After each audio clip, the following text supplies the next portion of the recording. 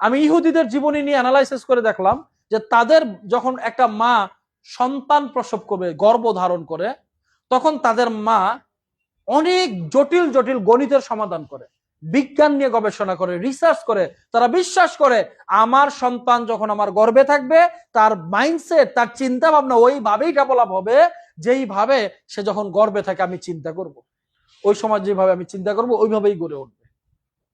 আমাদের ইসলাম ধর্মে বলা হয়েছে যখন তুমি গর্ভবতী হবা বেশি বেশি কুরআন তিলাওয়াত করবা, তাহলে তোমার সন্তান ওইভাবেই তোমার গর্ভে থাকতে ওইভাবে তৈরি হয়ে আসবে। কিন্তু তারা, ইহুদিরা আমাদেরকে, তারা তো বুঝে তারা আমাদেরকে শোষণ করবে কিভাবে, শাসন করবে কিভাবে। তাদের মা বিজ্ঞান নিয়ে গবেষণা করে, আর আমাদের মায়ের জন্য তারা আবিষ্কার করে দিয়েছে টিকটক।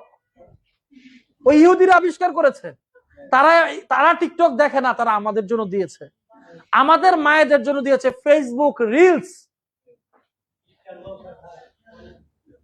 আমাদের জন্য দিয়েছে রিলস, আমাদের জন্য দিয়েছে টিকটক, আমাদের জন্য দিয়েছে গেমস। সারাদিন মা যখন প্রেগনেন্সিতে থাকে কোনো কাজ করে না, সারাদিন টিকটক করে, সারাদিন রিলস দেখে, সারাদিন মোবাইল দেখে। বাচ্চা জন্ম নেওয়ার পরে ওই বাচ্চাকে মোবাইল না দেখিয়ে খাওয়ানো যায় না।